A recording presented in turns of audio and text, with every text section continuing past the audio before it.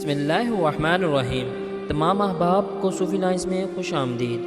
بنی اسرائیل میں دو بھائی تھے جن میں ایک مسلمان اور دوسرا کافر تھا۔ دونوں دریا کے شکاری۔ کافر بت کو سجدہ کرتا، مگر جب مچھلیوں کے جال دریا میں ڈالتا تو اس قدر مچھلیاں آ جاتی کہ انہیں کھینچنا مشکل ہو جاتا، مگر مسلمان کے جال میں صرف ایک ہی مچھلی آتی۔ اسی پر صبر کے ساتھ خدا کا شکر ادا کرتا۔ ایک روز اس مسلمان کی بیوی اپنے مکان کی چھت پر گئی تو اس کی نظر کافر کی بیوی پر پڑی جو بہترین لباس اور زیورات سے آراستہ تھی۔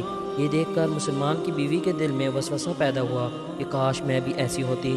کافر کی بیوی بولی، تو بھی اپنے شوہر کو آمادہ کر لے کہ وہ بھی میرے شوہر کی طرح بت کی پوجا شروع کر دے تاکہ تو بھی میری طرح مالدار ہو جائے۔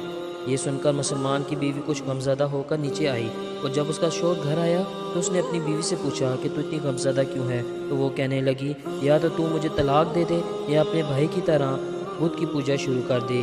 یہ سن کر مسلمان کہنے لگا، خدا کی بندی، تو خدا سے نہیں ڈرتی؟ ایمان کی دولت کے بعد بھی کفر کی باتیں کرتی ہے۔ تو عورت بولی، بس میں سے زیادہ باتیں نہیں سنوں گی، جب کہ دوسری عورتوں اور خصوصاً تیرے بھائی کی بیوی کو دیکھ رہی ہوں، وہ زیورات اور عمدہ لباس سے آراستہ رہتی ہے۔ جب اس مرد مومن نے دیکھا کہ بیوی اب ضد پر آ گئی ہے تو اس نے بیوی کو تسلی دی اور کہا، اچھا گھبرانے کی ضرورت نہیں، میں کل سے کاریگروں اور مزدوروں میں جا کر محنت کر کے تجھے روزانہ 2 درہم دیتا رہوں گا، تو اسے اپنی حالت درست کر لینا۔ یہ سن کر بیوی کو کچھ تسکین حاصل ہوئی اور سویرے ہی وہ مرد مومن مزدوری کی تلاش میں نکل گیا، لیکن کسی نے اسے اپنے ہاں مزدوری نہ دی اور وہ دریا کے کنارے پہنچا اور شام تک اللہ تعالیٰ کی عبادت میں مصروف رہا۔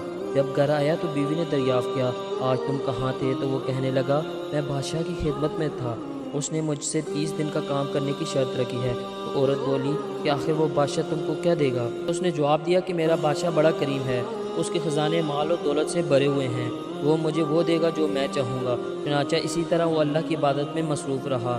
اور 30ویں رات ہوئی تو بیوی نے کہا، سنو میاں، اگر کل تم مجھے مزدوری لا کر نہیں دو گے تو تم پر مجھے طلاق دینا لازم ہو جائے گا۔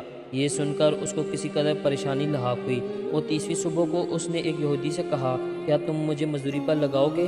یہ سن کر یہودی کہنے لگا، ہاں تم کو مزدوری تو مل جائے گی، لیکن شرط یہ ہے کہ میرے پاس کھانے پینے کا کوئی انتظام نہیں ہے۔ چنانچہ وہ مرد مومن روزے کی نیت کر کے یہودی کے ساتھ ہو لیا، اور اللہ تعالیٰ کے حکم سے حضرت جبرائیل علیہ السلام 29 اشرفیاں ایک نورانی طباق میں لے کر اس بیوی کے پاس پہنچے اور کہنے لگے، میں بادشاہ کا قاصد ہوں، اسی نے یہ اشرفیاں لے کر مجھے کو تیرے پاس بھیجا ہے اور فرمایا ہے تیرا شوہر ہمارے پاس کام کرتا تھا، ہم نے اس کو نہ چھوڑا یہاں تک کہ اس نے ہم کو چھوڑ دیا اور یہودیوں کے پاس چلا گیا۔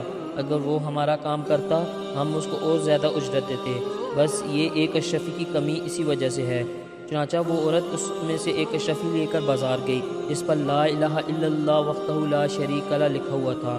صراف نے 1000 درہم کی قیمت عورت کو دے دی۔ جب شام کو وہ مرد مومن گھر واپس آیا تو عورت نے اس سے دریافت کیا کہ آج تم کہاں تھے؟ اس نے جواب دیا کہ آج میں ایک یہودی کے پاس کام پر گیا تھا۔ تو بیوی کہنے لگی کہ آخر بادشاہ کی خدمت ترک کر کے تم دوسرے کی خدمت کیوں کرتے ہو؟ پھر اس کو اشرفیوں کا واقعہ سنایا، جس کو سن کر وہ مرد مومن روتے روتے بے ہوش ہو گیا۔ اور جب اس کو ہوش ہوئی تو بیوی سے کہنے لگا کہ افسوس، میں نے بادشاہ دو جہاں کی خدمت کا حق اپنے اوپر لازم نہ کیا۔ اور اس کے بعد اس شخص نے عورت کو چھوڑ دیا اور پہاڑوں پر چلا گیا، جہاں خدا کی عبادت میں مصروف رہ کر اس کا انتقال ہو گیا۔ اللہ تعالیٰ اس پر اپنا رحم فرمائے۔